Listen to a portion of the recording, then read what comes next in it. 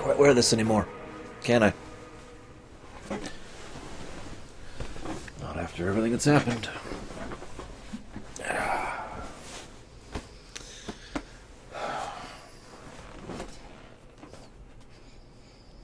Welcome to Severed Dreams. Technically the third of a trilogy, but it was never intended to be a three-parter, which is funny. I've spoken before, the whole purpose of three-parters is mostly an economic and a budgetary one, not any else, but, well, here we are. I have to admit it's weird going back to this episode, since the first thing I see when I see the Major is Captain Braxton! You know, from Voyager. I want to... The episode's a bit overt in the way it presents itself, but it's a message that does need to be gotten across. Wars are kind of horrible, no matter how you slice it, really. But civil wars tend to be so much worse.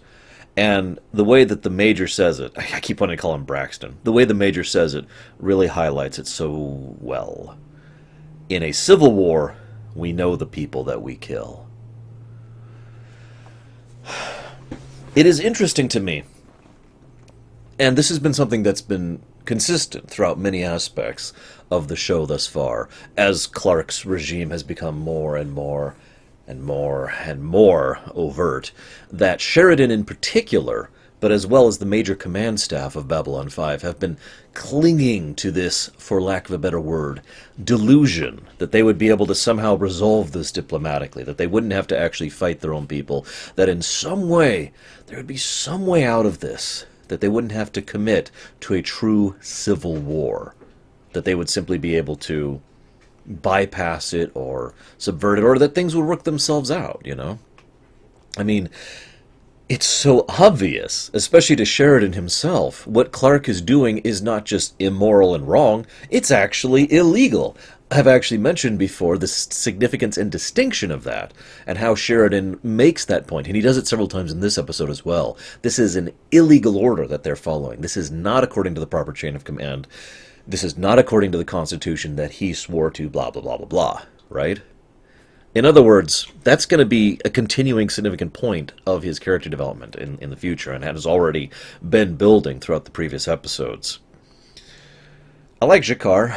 I think I've said that before. He shows how valuable he is and how he has been, both in this episode and in the previous several episodes. I do like how he just walks up and says, I'll get him there, no problem.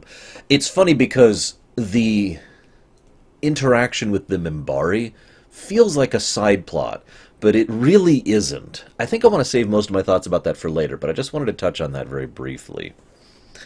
So, General Hague actually, sorry, read my notes in the wrong order. Let's talk about the Shadows.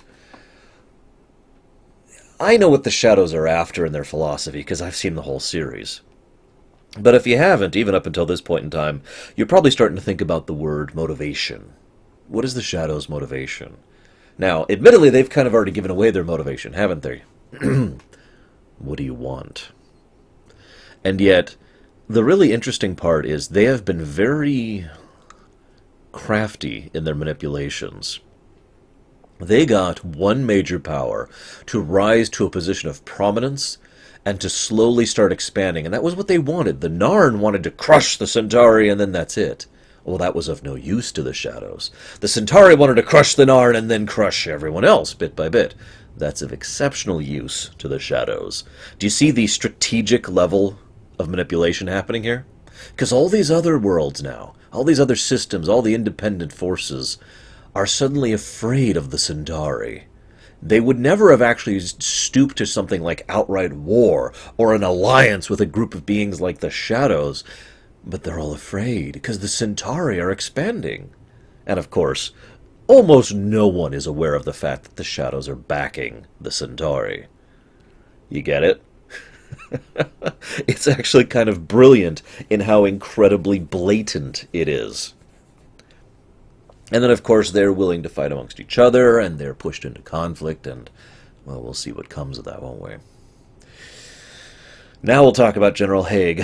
It's a bit of a shame to have him die in this manner. I actually tried to look into some behind-the-scenes material and couldn't find any.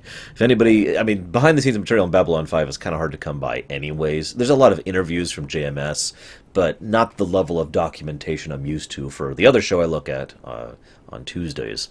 And it's a little bit frustrating, actually. So I don't know why Hague was killed off screen. If you had to ask my opinion on it based on what I have read and what I've seen, I would say it is simultaneously for in-character and out-of-character reasons. The out-of-character reason is obvious. Maybe the actor couldn't be tapped, or maybe he was working on something else. Whatever, there's plenty of reasons for that. The in-character reason would be... It's hard to explain this because it's so easy to do it wrong. But from a writing perspective, there's a very, very sweet spot of killing a character off camera and having it be impacting. Making that matter. Making the fact that they died against nobody, for no reason, over there on the side, and actually having that be relevant. That's hard to do. Many, many people have tried, many, many people have failed. Many people have failed to have deaths that happen on camera to be significant. But the usual reason for doing so is to kind of emphasize not only how bad things are, but the fact that sometimes bad stuff just happens.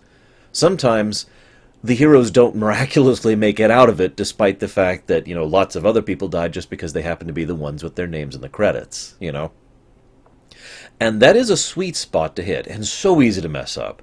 I'm not sure if they really succeeded on this one or not, but I think that's what was being aimed for. General Hague has been a fairly major side character, a backstory character for the Clark regime plot for... well, quite a while now at this point, actually. Several episodes.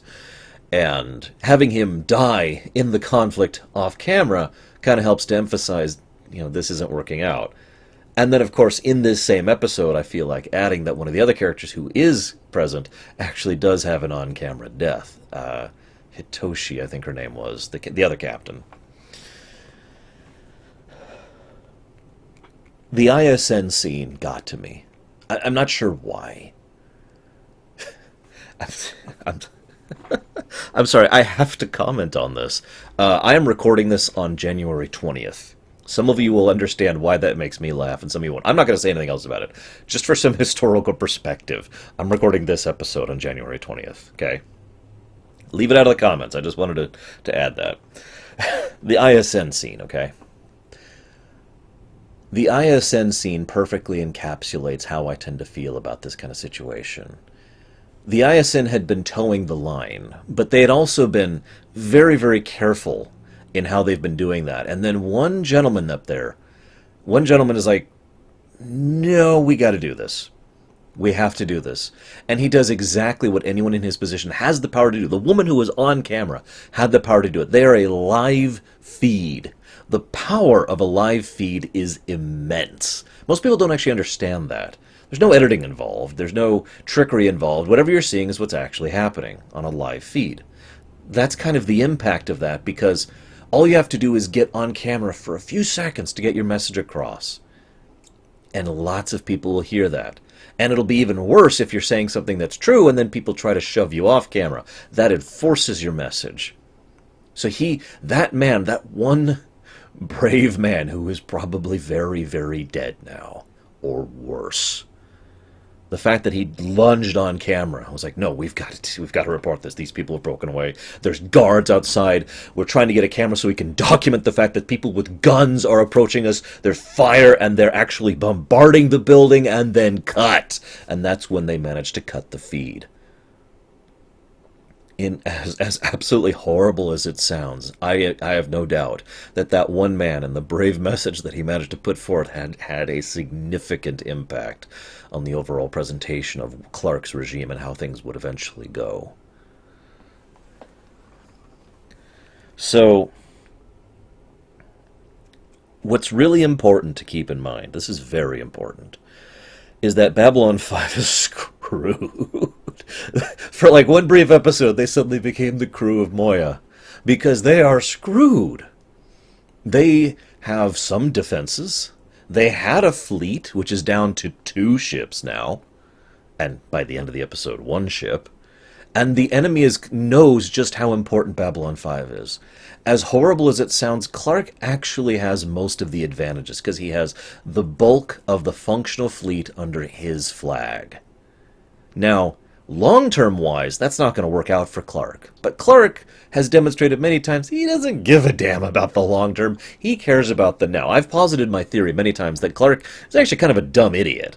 He's a dumb, power-hungry moron who, by absolute circumstance, happened to be the guy who was in charge when this coup started. And most of the other people who actually made that happen were the kind of people who would do that no matter who the figurehead was.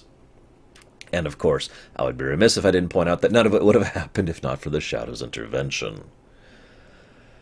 So, his big, dumb, idiot move, yes, deliberate comparisons to Hitler, by the way, is to immediately send the bulk of his forces to go claim the two spots that are the most likely to cause him problems now.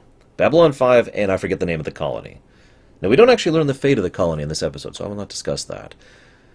But Babylon 5 lacks the ability to defend against that kind of a force. Keeping in mind, those people on those ships probably had orders to scrap Babylon 5 if it came down to it. Probably. Now, see, here's the thing. If you have a functioning brain, you're like, well, that would be incredibly stupid. That would be insane. You might be able to sell that to the rest of the humans. Oh, they were against us, and blah, blah, blah. For the same way you're able to sell all the rest of your bullcrap. What do you think the Minbari are going to think about that? Or the Centauri? Or the Narn? Or the non-aligned worlds? That's the kind of thing that would be immensely stupid long-term. But at the same time, it would deprive your short-term enemies of the ability to resist you. It would practically ensure the Clark regime won, actually. And I don't just mean because of the fact that I know the rest of the series. Think about it from a strategic perspective. Babylon 5 is one of the greatest focus points of resistance to Clark's regime. Even now, it is. Even right now. Clark knows that. The Clark regime knows that. Removing that piece from the board, that's like basically taking the enemy's queen. You may still lose the match, but you have dealt them a heavy blow. But I re-emphasize this point. Oh, by the way, let me know if you can hear this. I've been playing. It's one of my new things to try and keep me fidgeting without being audible and to prevent me from popping my knuckles. I've been working on this lately. It is really worth re-emphasizing how screwed Babylon 5 is, because that's kind of the whole point of it. They didn't go into this thinking, we will defeat Clark's regime. They went into this thinking, we will not submit to Clark's regime, knowing that we will die, or worse, in the process. There were options there. They could have fled. They could have surrendered. They could have given up. There was no victory. Victory was never on the table for them, and that's really important. When the first battle happened with the 2 destroyers, the only reason that was a victory was because one of their ships was so badly damaged that it freaking rammed one of the other ones. Pretty much the definition of a Pyrrhic victory right there. And then the rest of the Alliance fleet, the Clark fleet flew in. At that point, there's nothing left. He still had the possibility of calling on Drawl. That was it. That was the only ace in the hole he had left. At least so he thought. I'm getting ahead of my notes here, though.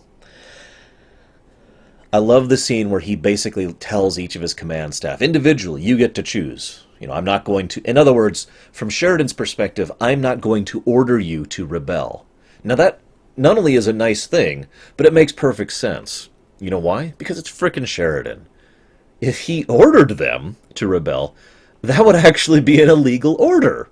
He would not have the right to give it. He never gives that order, actually. He just says, this is what we're doing, and if you don't want to be a part of it, there's the door. And, by the way, credit where credit's due, we do see at least one person actually leave the command staff, leave the command bridge. At first, I thought they weren't going to go that way with it, which would have been kind of cheap. I really dislike it when a show, and I could think of 2 other shows off the top of my head have done this, where it's like, we're going to do this super dangerous things that's really illegal and really wrong, so if anybody wants to leave, you can, and nobody leaves. Nobody leaves.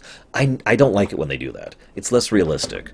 I like that a couple people left. I like that a couple people were scared. I like that a couple people were loyal. I like that a couple people were not willing to get into this. I like that. It's a nice touch. I have a quote here. We fight or we die. I have that quote there. Some of my Mass Effect fans will recognize that. Because it's kind of true in this case. This is how you say that line, or rather what that line means, without it sounding stupid, by the way. Take note, Mass Effect 3 writers. Because Sheridan pretty much flat out says that in his speech. We fight or we die. He just says it a little more eloquently. So let's talk about Droll really quick. Now, Droll and his weaponry is probably capable of turning the tide in the battle. They could have probably pulled a victory out of that. But they would have done so at significant cost. Do you know what that cost is? Knowledge. I'm going to go on a segue here, and I hope it'll make sense by the time I'm done. Vampires! We here, in real life, have a lot of fiction about vampires, right? But I want you to imagine for a moment if vampires were never a part of fiction. We'd never heard of them. And all of a sudden, vampires, who are weak to whatever, start showing up and preying on us, and we become aware of them, right? How are we going to fight back against that without a knowledge of what they're weak to? You know, we shoot them and nothing happens. We stab them and nothing happens, right? But let's say these particular vampires are weak to sunlight. We'll just use the default example, right? If we knew that, if we had that knowledge, we would be able to use that against them. The vampires are superior to us, but with proper knowledge, we can bypass their advantage. That is actually the very definition of tactics, actually. So Sheridan was very much in the right for keeping Droll in the back pocket as long as possible, because the moment the enemy knows about Droll, that advantage is gone, not just with regards to the Clark administration either, but with regards to the Shadows. Remember, this is not just about fighting against the Clark regime, although that has been the major focus for the last few episodes.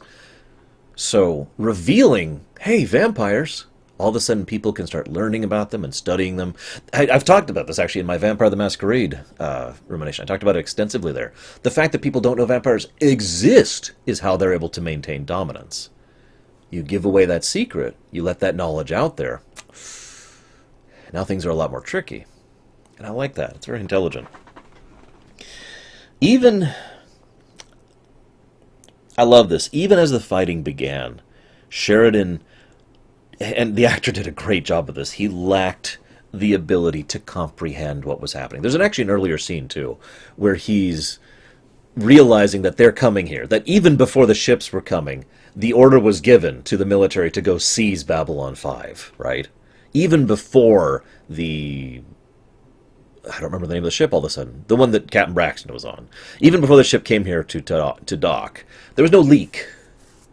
They were just ordered to take Babylon 5 anyways. And again, for all the reasons I mentioned earlier. You can see on Sheridan's face that delusion I mentioned earlier just shattering.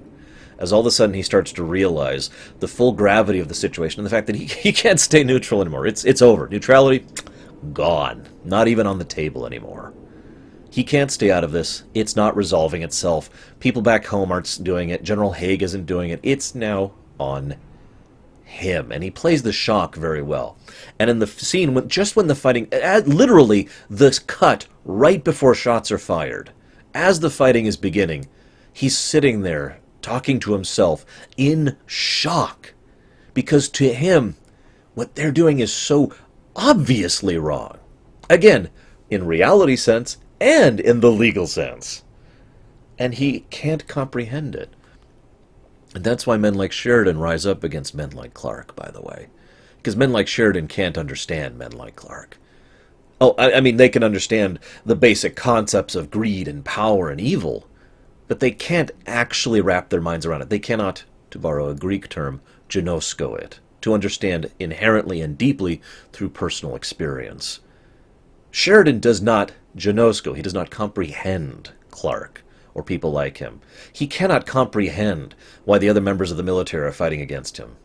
In his mind, it's so obvious everyone should be against Clark. Every single member of that military should be on his side.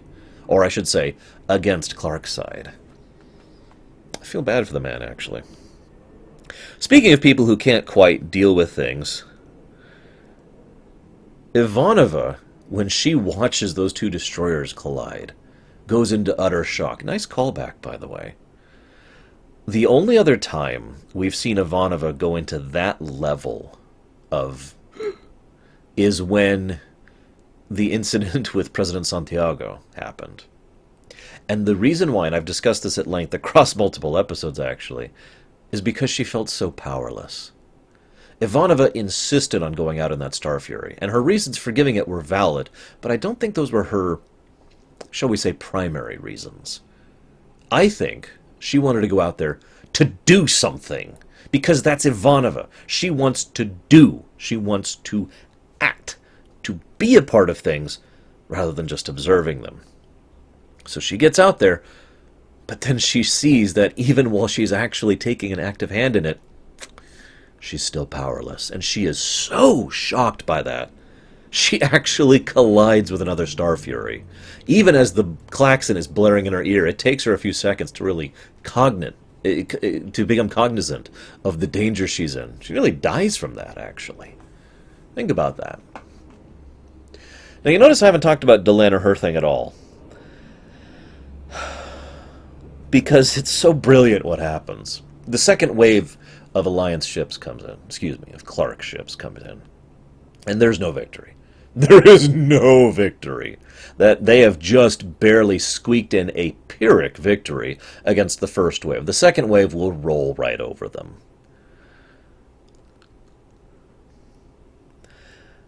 Earlier in the episode, Delenn is engaging in her supposed B-plot, which isn't actually a B-plot at all.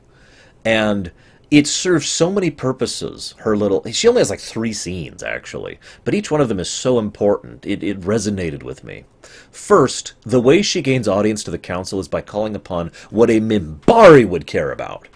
And I love that. She doesn't say, I am awesome, let me through. We've seen that kind of speech so many times, haven't we, in fiction? Hell, in real life. You will let me through. Just to name the most incredulous example right off the top of my head, you remember in Chrono Trigger, when Marl is like, I'm going to be let into this thing. Let me in now. And then the guards move aside.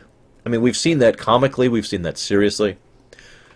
Delenn technically pulls that, but she pulls that as a Minbari. And it's my opinion that the guy let her in, not because he was impressed by her bluster, but because she approached it from a Minbari perspective. What'd she focus on? The history, the tradition, and the names. Remember, a lot of emphasis is placed on assumed meaning within the Minbari culture. This means something to me. Here, I'll give you an example. See this little piece of wood here? This is given to me by my niece. It's a piece of wood. It means nothing. But it means a lot to me, and I keep it right here on my desk because she gave it to me. You with me? For the Minbari, this matters. Not because it matters of its own right, but because I have put relevance upon it. And she calls upon that in Ducat's name, in the name of her own perspective, in the name of what she cares about, in the name of Minbari tradition. That's what she calls upon, and then he lets her into the council. Great scene. And then the council breaks. Now, this is something we've seen coming. If you pay attention, there's a very small undercurrent thread which has lasted up until now and will keep going about the Minbari, culturally, but also politically. Because we've seen that there is such a thing as Minbari politics. We've seen that several times, so going back as far as when Sheridan first took over, actually, and arguably before that when Sinclair was in charge. But the Minbari have always tried to present themselves as if they are a unified front. We are the Minbari. But they're not. They're not unified. 3 factions. Right? Each one kind of helping to balance out the others, right? The imbalance with the warrior caste taking over that one additional slot. What we are seeing here is the culmination of about 2.5 seasons worth of the Minbari society, very slowly but very steadily breaking down. This is the value of a serialized story, by the way. A series of books, series of episodes in a television show, or a series of games. You couldn't tell this kind of a story in one work. It would lose value and meaning, in my opinion. But in a show, in a serialized format, you could show this kind of slow degradation. You could show the slow dissolving of it, so it makes sense, so it is logical, so it fits its own universe as canon, so it fits with the continuity and the presentation of everything. It just kind of slowly goes, and then we see the council break. So this serves many literary purposes, like I mentioned earlier. First of all, it shows that the Minbari are not unified. Again, continuing that subplot, and that will continue in the future. I mean, we already got one Civil War plot, right? Second thing it serves is the next step of Delen's own character arc. In the early stuff, she was a zealot. But now she has convictions. You could argue that After Comes the Inquisitor would be the episode in which she finally took that step. But I think here is the episode where it most clearly is demonstrated that she has moved past her previous zealotry and is now she now has conviction in what she is doing, as opposed to before. I could spend a while defining the difference between those two terms, but I hope you just understand what I mean by the way I am presenting them. A zealot is not someone, in my opinion, who truly has faith. That's not the word I want to use. Is conviction. It's just the best word I've come up with. Truly has conviction about what they care about or what they think or what they feel. A zealot is someone who blindly follows. A zealot is someone who says this regardless of all other things. Someone who is convinced, someone who has conviction is someone who's saying, without extremity, without severity, without going over the line, someone who says, this is what I think, and I'm willing to do what is necessary to make it happen. And so she goes into there and she does basically yell at them. But she does so with strength behind her words, whereas before she did so with disbelief. Recall the last time she was in the council chambers, when she was there, and she couldn't believe that these people would possibly be able to go against what she believes, and what everyone else believes. That was the zealot. This new woman, this new Delen, she is one walking up there saying, no, this is how things are, and I am willing to do what I can about it. Join me if you will. She doesn't demand it. She doesn't insist that anyone who doesn't follow her is wrong. She just says, follow me if you will. That's not how she phrases it, but that is what she's saying. And the council breaks. But the final... Actually, before I go on, I just want to say one other thing. I mentioned how the Minbari present this unified front thing, right? We are the Minbari, one unified culture, except they're not. I wonder if the Vorlons had a hand in that. We know the Minbari and the Vorlons have been together for a while. I wonder if the Vorlons crafted them societally to be in that direction, to try and make them seem like a unified front, because that's a very Vorlon way of thinking, isn't it? The final reason that Delen's few scenes are so powerful is because it speaks to probably what is the overall theme of all of Babylon 5. Unity. Getting back to the other plot, Babylon 5 was screwed.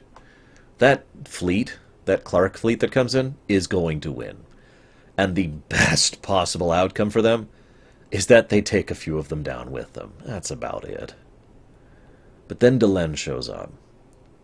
Because Babylon 5 could not win by themselves. The forces of the rebelling forces, or Sheridan's forces, or the Narn, none of them could win alone. None of them could. But unified, well, it's a little bit different, isn't it? And I stress this because this is different from what the Vorlons do. I'm sorry for kind of straying a little bit into spoiler territory. This is different from that unified front that I mentioned earlier, because this is fake. This is saying we are all the same. That's what the Minbari were trying to say. We are all Minbari. We are all the same. That's not what this is. This is we are unified and are different. We are mutually respectful of each other and our differences. We have the ability to provide a dominant front that is made of many different colors. There's a huge difference between those two things. I've championed this since I was a kid. Tolerance does not mean we're the same. Tolerance means we are different, but we're still cool. And I love how that comes together and saves the day in more ways than one. And actually, by the way, is the first real victory Babylon 5 has had in the overall long-term sense of the word. You know, in the scope of the major conflicts that they've been doing, you could argue this is actually the second, and I'll grant you that. But in my opinion, this is the first real physical, tangible military victory that Babylon 5 ever has. And it's because of unity. It's because they were not alone. And I love that. That's all I got. Feels weird not having the uniform on, but whatever. Well, it is what is. I'll see you next time, guys.